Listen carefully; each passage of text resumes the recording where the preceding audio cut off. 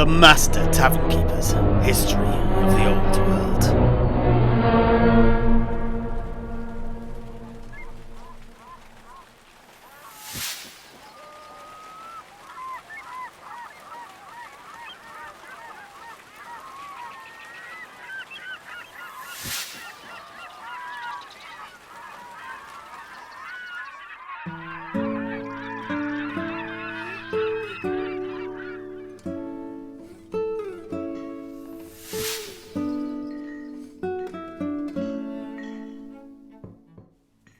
Oh, ja, und so that is what a Jabberwock and a Jabberslice are then. But what happened on the Plain of Bones as the two Slayers Strolvarr and Snorri faced off against the former? Ah, well, as I'm sure you're expecting, there was bloodshed, shenanigans, and death. To begin with, it was no regular Jabberwock that they had disturbed near the ancient Neherkaran well. It was, in point of fact, a Greater Jabberwock, the largest and most powerful of the three subspecies. Strolvarr explained all as he stood there, drinking the cheapest ale that we provided in Goldbeard's famous standing bar in Skeggy. The port of Skeggy, 1553.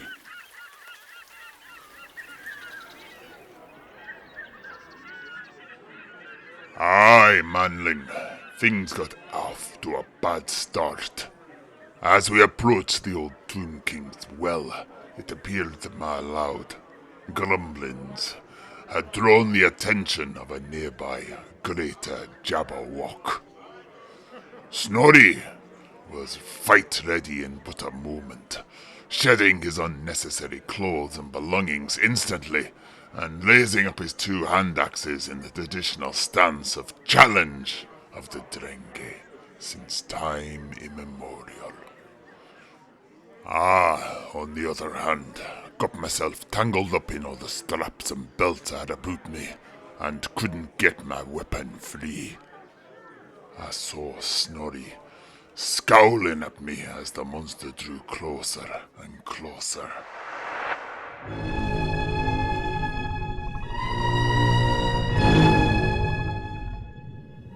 The Plain of Bones, the Darklands, 1471. What are you doing, Beardlin? Get your weapon out! Are you trying to get yourself killed?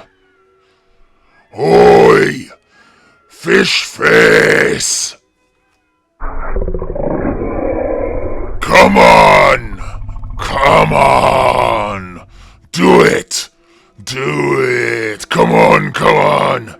Kill me, I'm here! Kill me, I'm here! Kill me! Come on, kill me, I'm here! Come on, do it now, kill me! Thus, as I struggled to untangle my axe from my belongings, Snorri drew the attention and the ire of the Greater Jabberwock down upon him, giving me the time I needed to whip out my naked blade. This very great axe that you see before you now, manling. We had truly been unlucky in one other way too. Our foe was an unusually fine example of that blighted race. For a start, it was big, about 20 feet high and thin, yet taut and sinewy of limb and neck. It was pale green in hue, and its talons were long and vicious. Bloodstains marked it up to its elbows as well as around its mouth and wattles. This was a killer, and an efficient one at that. Its wings were large and broad, unlike most Jabberwocks, and had we seen it take flight, we would not have been surprised at all.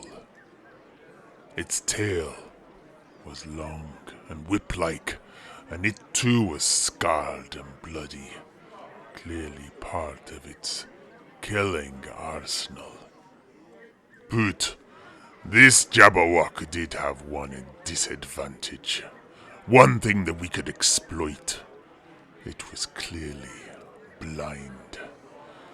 Looking at it, I was immediately struck at how white and opaque its eyes were.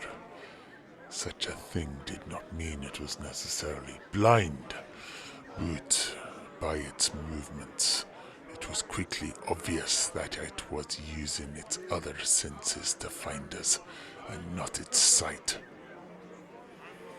Thinking on it now, it's probably not surprising.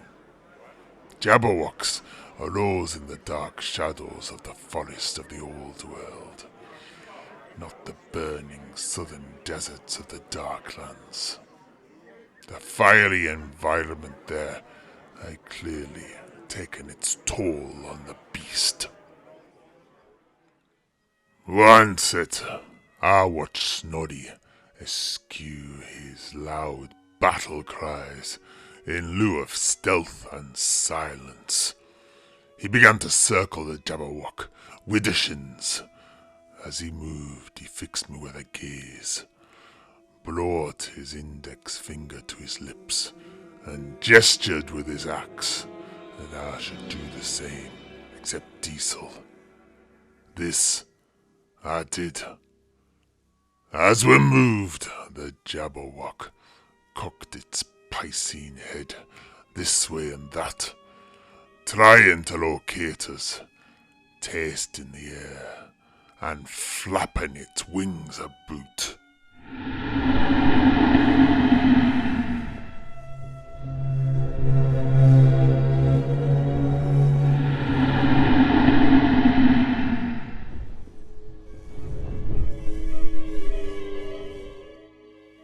It didn't find us though, and soon the two of us stood at opposite sides of the beast, just out of range of its long claws and swishing tail.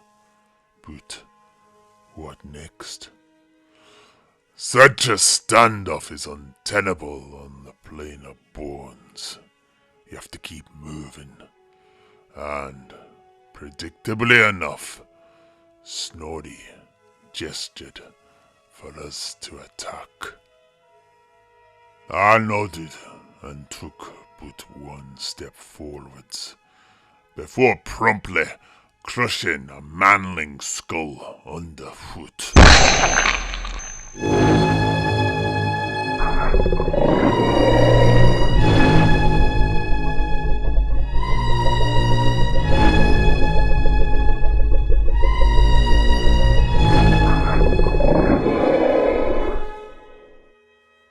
The cracking sound quickly brought the full fury of the Jabberwock down upon me. Teeth and talons screamed through the air, and I barely dove out of the way as they tore up the patch of desert on which I'd just been standing. But my clumsiness was no mistake. This had been Snorri's plan all along, he later told me. And with the monster's attention drawn to me, the demon slayer leapt at the creature and plunged his two hand axes into its flesh. It screamed and spun about, sending him flying off into the air to land with a thud a short distance away. The Jabberwock hesitated not, and, with a growl inflating its wattles, it flew towards the place Snorri had landed with unerring speed and accuracy. I didn't hesitate either, and hurled my axe at the warp spawn.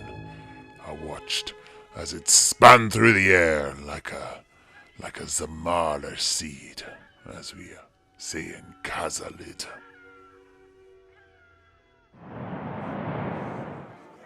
What's that, you're asking, Manlin? I'm afraid I don't know the words in your Reichspiel, but you know them. One of those seeds, you see, surrounded by a papery wing that spin on the wind as they fall. Ah, a Samara seed, I think they call it. I always thought it was a Gospodar word, But it sounds like it came from your dwarf language. Aye, of course. And there are plenty of Zamara trees on the slopes of the World's Edge Mountains, don't you know? Once it, my axe span over and over before lodging itself squarely in the shoulder of the Jabberwock.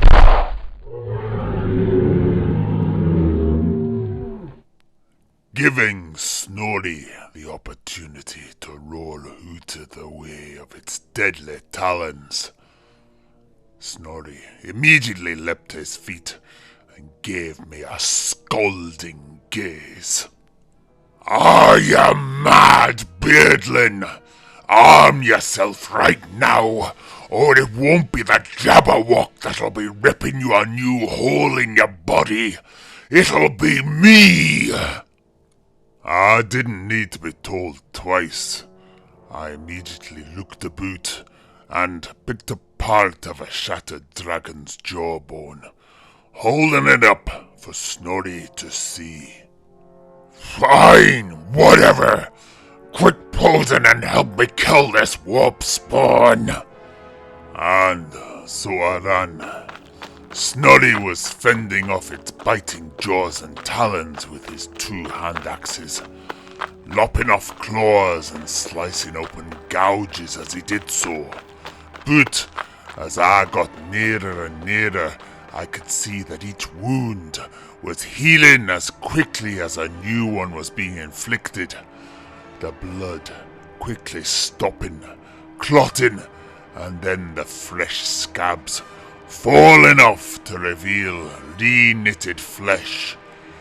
But what else could I do but attack? Oi, Grubginit, taste my mighty bone! Yarr!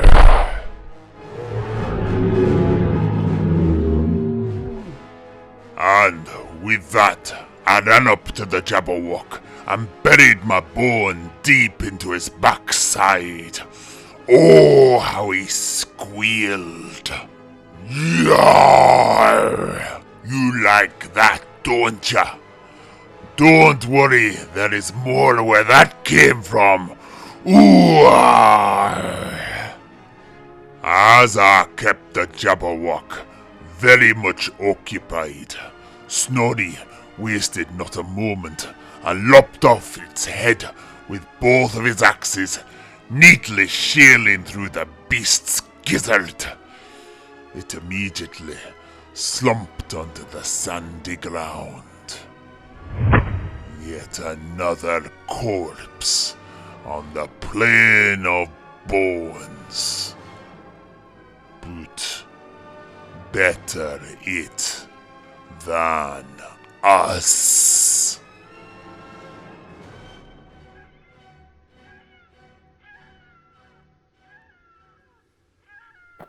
We took no time to recover though. We immediately grabbed our stuff, brushed away the poisonous scorpions crawling all over it, and headed off, catching our breath as we walked. For, as they say, if you stop to catch your breath on the plain of bones, all you'll catch is a piece of death.